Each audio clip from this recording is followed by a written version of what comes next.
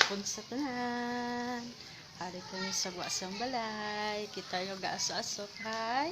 Kasugba kami baboy. Para sudanon karon sa panyahon.